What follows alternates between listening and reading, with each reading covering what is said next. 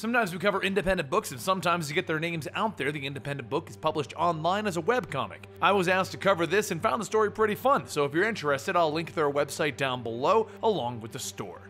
Our story takes place in the city of Trinity many years into the future as the operative known as Jackal begins to make his escape from the authorities. Guards begin chasing after Jackal, firing their weapons in an attempt to stop him from leaving with what he just stole. And as Jackal gets close to the ledge of a wall, Base reports his pack is only at 70%. Don't jump yet.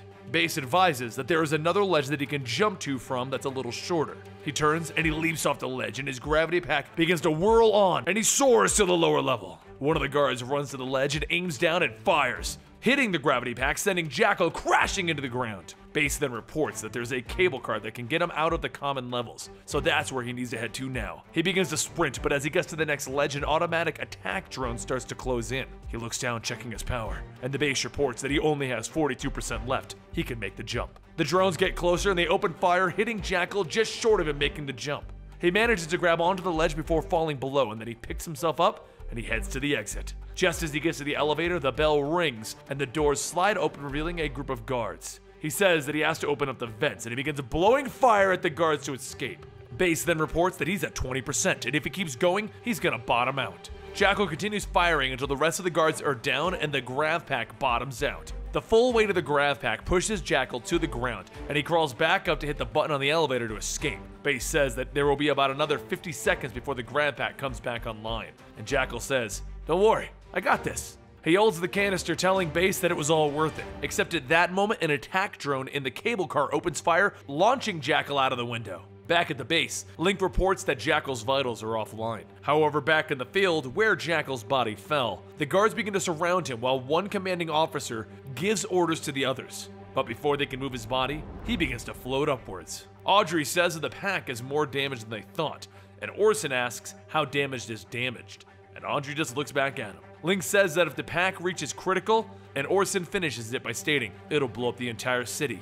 Audrey says that she can't let that happen as she begins inputting commands to the pack, and Orson tells her not to do it. It'll destroy everything, but she gives a prayer, and then holds the execute button. Back in the field, Jackal's body begins to spin and implode on itself until there's nothing left. Audrey says that she couldn't let the pack loose. If she hadn't done what she did, it would have killed. But Orson tells everyone that they are dismissed, pack up their gear, and get out and lie low. Audrey asks him what is he going to do, and Orson says he's going to go out to find a new recruit. 3 months later, Markeisha stands on a building overlooking the rundown city when her watch begins to beep. She begins running and leaps to the next building, but is just short of grabbing the ledge. Before she falls, she grabs onto a drain pipe to catch herself, and then the weight of her body pulls the pipe off of the wall, and Markeisha lands in a pile of garbage. She quickly jumps back up and begins running through the city towards her destination. However, at that location, Orson looks at his watch as Markeisha's boss Franco says that Markeisha should be here in a few minutes. Orson says that it doesn't matter, he's out of time, but here's some credits for your trouble. Franco begins counting the money, stating that that run is impossible with the time that he wanted. But as he turns around, Orson is gone. Within seconds, Markeisha darts around the corner stating that she made it. But as the watch continues to beep, Franco tells her, yeah, but you're 27 seconds late.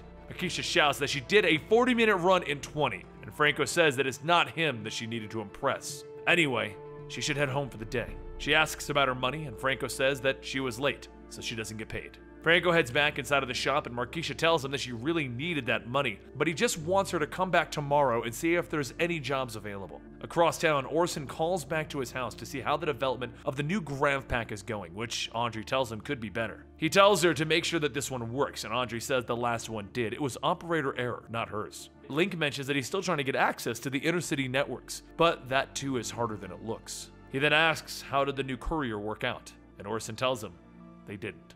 He heads off to another building where the guards tell him that Commander Toro is expecting him, and he heads inside. Later that night, Markeisha returns home and tries to sneak in, but as she scans her keycard to her home, she's given an eviction notice for being late on her rent. She walks in and tells her dad that she's back, and he asks how her day was. She tells him it was great, and he says that's good. Dinner will be ready in 5 minutes.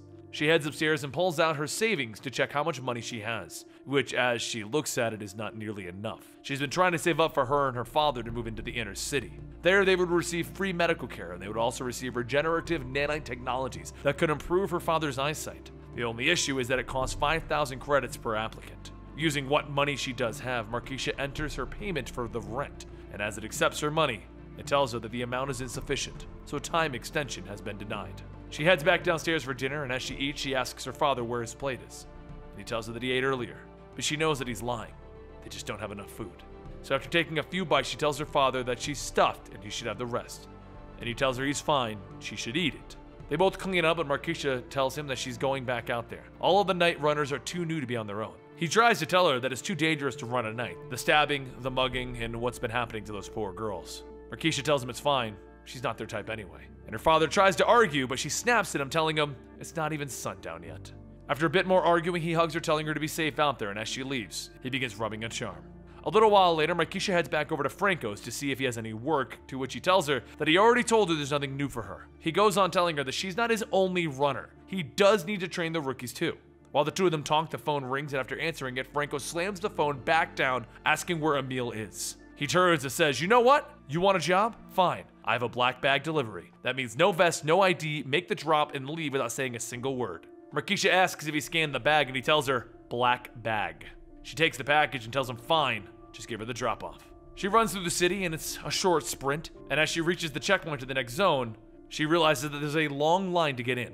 So she does what any runner would do, and she hops the fence around the guards to sneak in. She walks into the facility, and she overhears people talking because those voices are coming from Orson and Commander Toro. Orson says that this is unacceptable, but Toro tells him what's unacceptable is his secret little project costing him 4 of his best and brightest. Old debts do have their limits. Orson tells him that he doesn't like keeping things from him. He takes his client's confidentiality very seriously. Toro goes on telling Orson that he forgets what life was like for an unsponsored gang. Their argument continues, and Toro says that the intel he has is good. He will try and see what he can find out. But they're not getting another gray sash. Outside of the room, Markeisha knocks on the door, stating that she has a delivery for Commander Toro. The man answering the door asks how does she get in here, trying to grab at the package, and she pulls away, stating that she needs a signature first. The man tells her fine, signs the pad, and tells Markeisha to scram.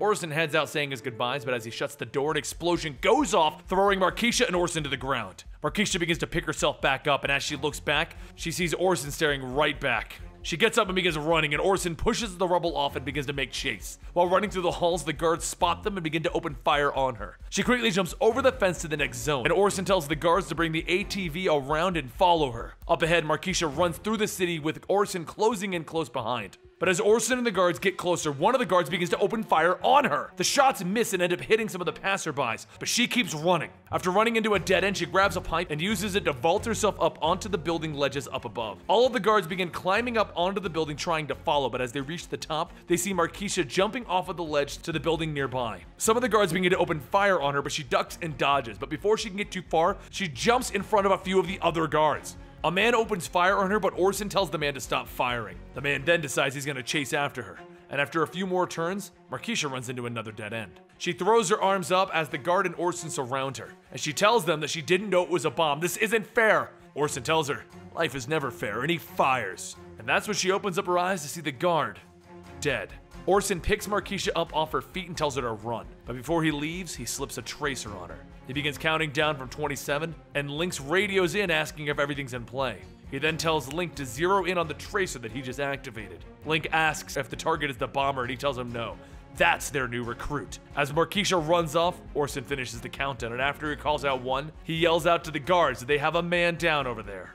And that brings us to the conclusion of Volume 1 of Kamikaze. I did like the vibe for this comic book, and I did enjoy the artwork that they put into it. Overall, it is a webcomic, so you can go check it out yourself right now, and if you want to support them, pick up Volume 1 yourself. I'll give you the link down below. Hope you guys enjoyed this as well, and don't forget you can follow me on Twitter at Comicstorian and Instagram at Comicstorian.